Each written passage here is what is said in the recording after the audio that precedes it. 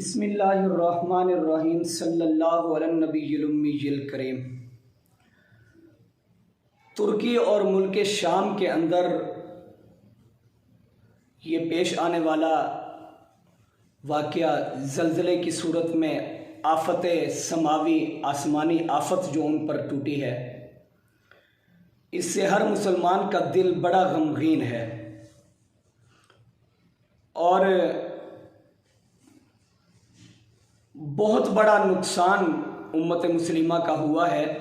مسلم علاقہ ہے، مسلمان بستے ہیں، بڑی بڑی بلڈنگیں کھڑی ہوئی زمین بوس ہو گئی، گر گئیں۔ ایک اندازے کے مطابق تقریباً 4000 کے قریب لوگ ملبے تلے دب کر شہید ہو چکے ہیں، جن کی لاشیں نکالی گئی ہیں۔ تقریباً مزید شہادتوں کا جو ہے وہ اندیہ دیا جا رہا ہے اور بتلایا جا رہا ہے۔ تقریباً ایک اندازے کے مطابق 16,000 سے زیادہ لوگوں کے متاثر ہونے کا وہ بتایا جا رہا ہے۔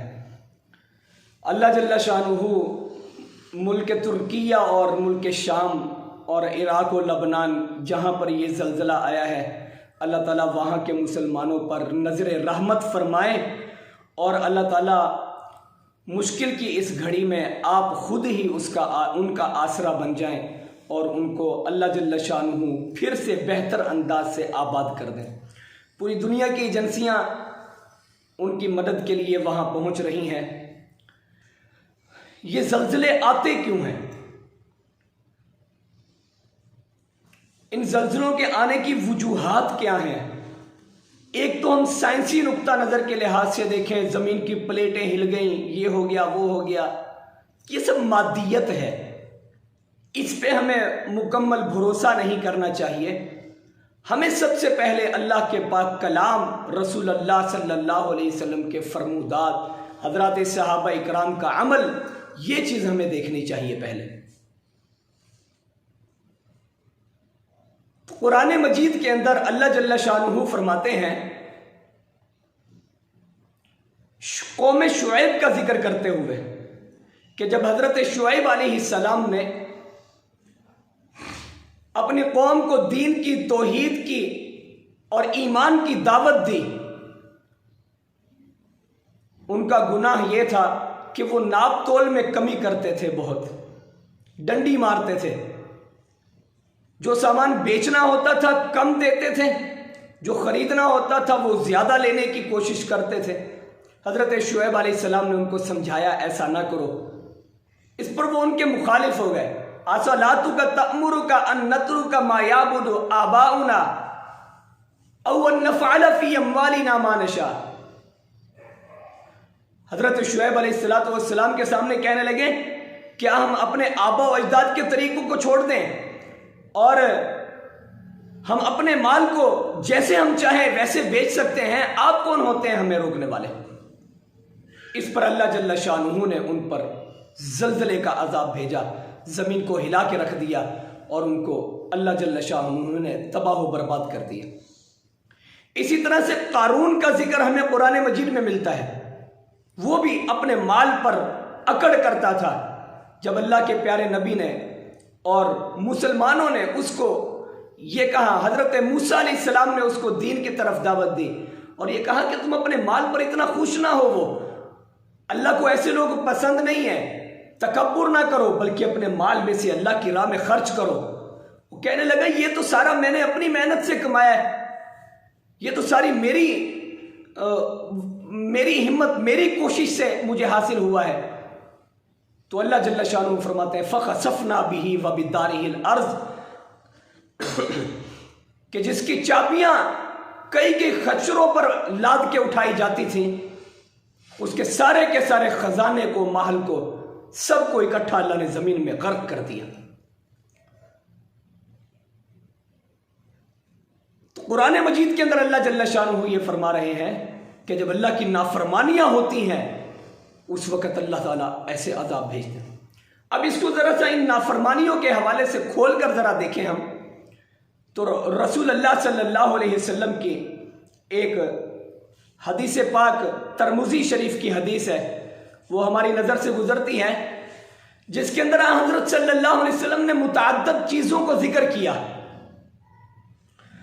فرمایا کہ جب امانت دبا لی جائے، ایک بندہ دوسرے کے پاس امانت رکھے، وہ اس کو دبا لے، اس کو واپس ہی نہ کرے. یا یہ کہ زکوٰۃ کو تاوان اور چٹی سمجھا جائے. اللہ کا حکم ہے زکوٰۃ ادا کرو، لوگ زکوٰۃ ادا نہیں کرتے.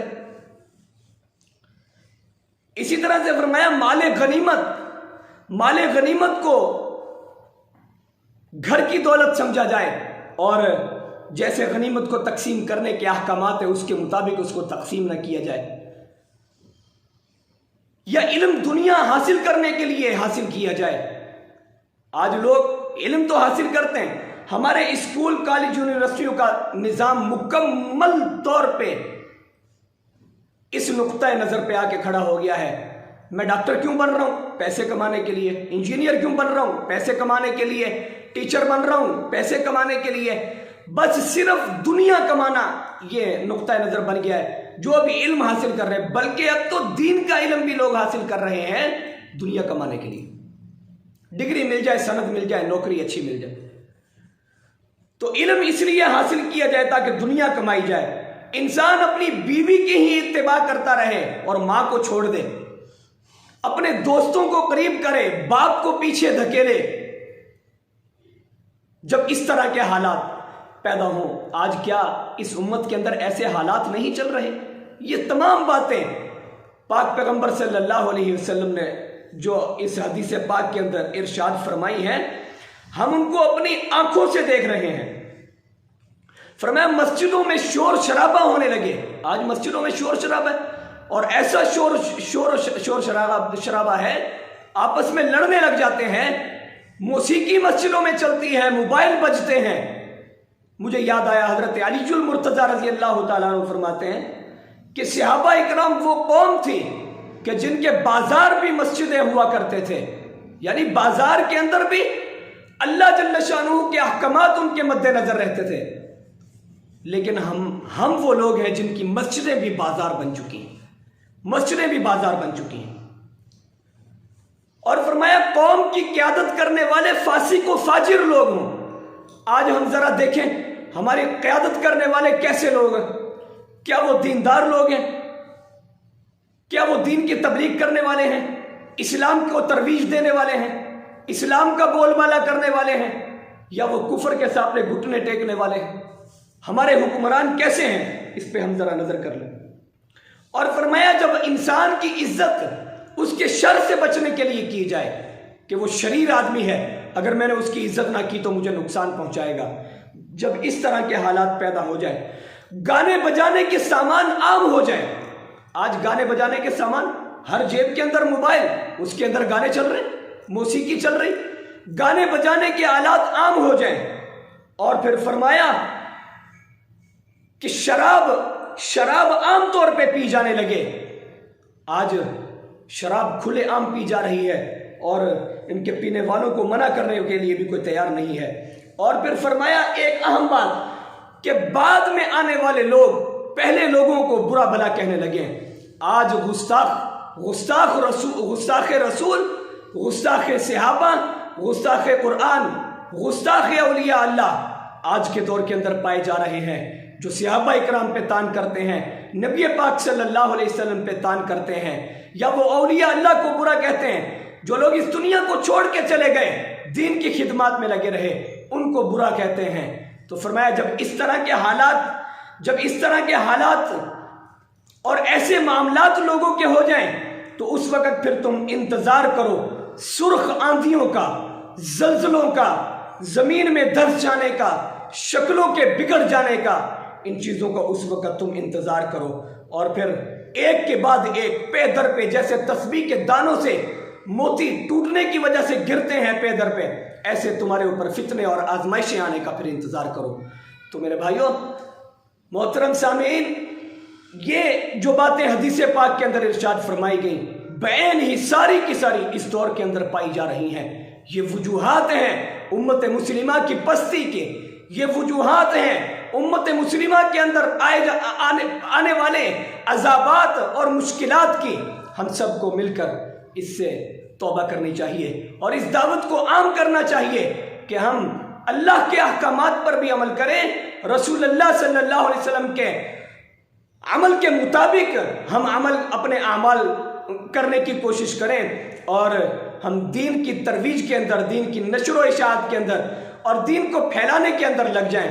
اللہ جل شانہ ہم سب کو دین کا پہرے دار بھی بنائے اور دین پہ چلنے والا بھی بنائے۔ ترکی کے اندر پیش آنے والے اس واقعے کو دیکھ کر دل بہت پریشان ہے۔ ہمیں خوشی ہے الحمدللہ ہماری حکومت نے امدادی سامان کا ایک طیارہ ترکیہ بھیج دیا ہے، اور ان کو ریسکیو کرنے کے لیے ٹیمیں بھی، پاک فوج کی ٹیمیں بھی وہاں جا چکی ہیں۔ پنجاب حکومت نے بھی ٹیم بھیج دی ہے، 1122 کی طرف سے ٹیم پہنچ چکی ہے وہاں پہ۔ مزید کہہ رہے ہیں کل کو انشاءاللہ ایک طیارہ اور امدادی سامان کا وہاں بھیجا جائے گا۔